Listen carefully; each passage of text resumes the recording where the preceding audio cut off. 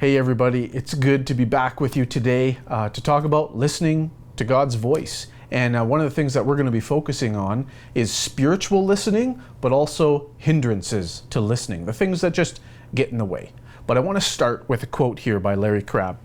It says, every human being needs to be in relationships where they are touched, to have others move towards them with the life that is within them, and to speak to them in a way that something springs up inside.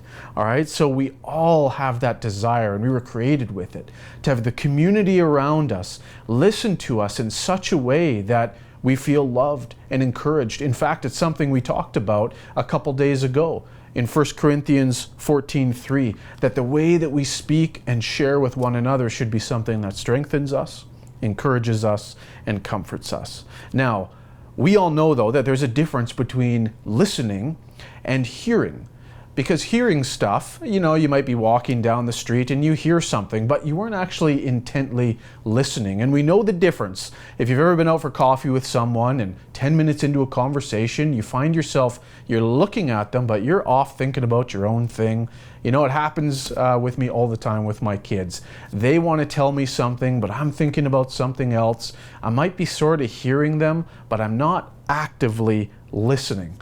And that's a big deal, is to actually sit and listen actively. Now, not only are we asked to do that and to create environments where we can actively listen, but it's also spiritual listening.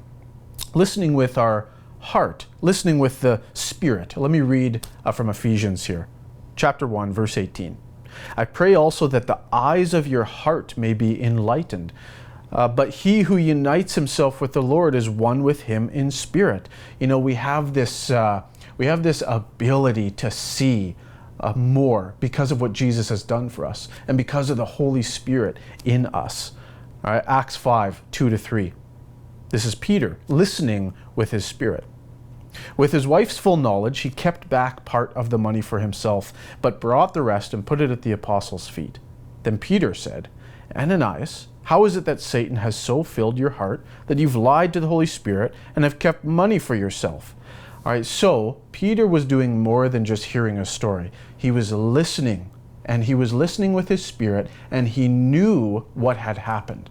God gave him that. God spoke to him about that. So we want to listen with our ears, but we want to listen with our spirit as well. But we know that in life, sometimes things get in the way. So let's quickly cover some of these hindrances. And as I work through them, maybe you want to make some notes about what you think might be the hindrances for you. And maybe they're not even ones that I've captured on this list.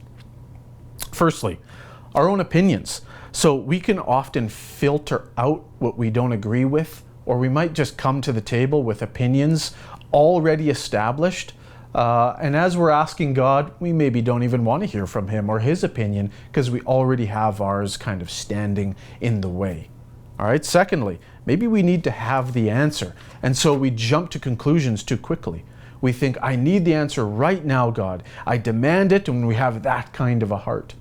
And I think that can be a big hindrance in listening for God's voice, is demanding or expecting that we will have the answer right now, today, in this moment. Thirdly, distractions. All right, this is a big one. We live in a very connected world. And so our phones can be a distraction to actually listening well to God's voice. Maybe we always have music on in the background. Maybe we have kids running around. Maybe we lead very busy lives and we're constantly connected to technology. Or maybe we entertain ourselves very well and we're always on Netflix, and we find out upon retrospect that we didn't even create much space to listen to God's voice. So things that distract us can get in the way. And it might be that we need to take a look at what is distracting us in our own lives. Our own restlessness. It might be that we just have a restless heart. We have issues in our life that are not being dealt with, and it might be good to take some steps in those areas as we try to listen. And as our heart calms down, as our life actually regains a sense of peace, maybe it will help in this listening. Now, another big hindrance out there is the different voices that we have to wade through, because we know that God's voice isn't the only voice that we're listening to or hearing. Okay, there's God's voice, but there's also our own voice. We have our own internal dialogue, our own opinions, our own things that are going on inside. But then we know we have an enemy.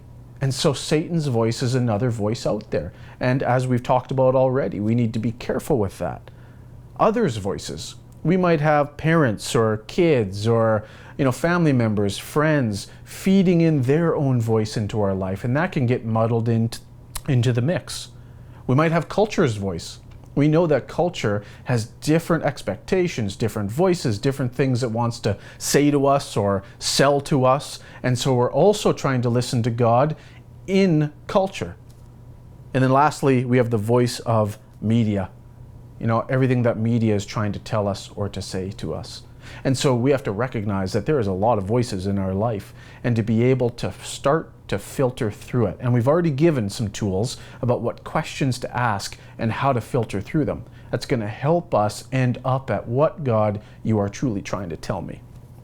Now, it could be that you have different listening lenses. All right, so sometimes we can have a lens that we listen through that's fearful or condemning, because we kind of expect that God is angry with me. So everything that I expect to hear from him is going to be angry. It's going to be mad. It's going to be judgmental. So it could be that we have a listening lens kind of on us as we try to listen to him. Maybe it's a skepticism or a doubt. Maybe it's condemning or fearful. And I wonder, as you think about that, what it might be for you. And lastly, maybe it's an agreement with a lie. Maybe you come to the table and you're listening to God, but really, at your core, you have this false kind of lie in you that says, I'm never going to hear God's voice. I'm never going to get it. I'm never going to be able to figure this out. And that's something that is a huge barrier, obviously, to listening to him. So we need to come to terms with what it might be in our lives. Now, we're going to do a quick practicum here. And so sometime today, I'd like you to actually work through this. Sit down, find some time, find a spot where you can ask God this question. What is hindering me from listening to you well? And just take some time in silence to see what he might say to you, to see what might bubble up in your own life. And then ask him, is there anything I need to confess or surrender or break based on this? Maybe you'll have discovered there is a hindrance or two in your life. And so you're going to want to ask him if there's something you need to confess or to surrender or break. And as God brings these things to mind, actively do that. Take some time with him to work through it together. All right, we'll see you the next time.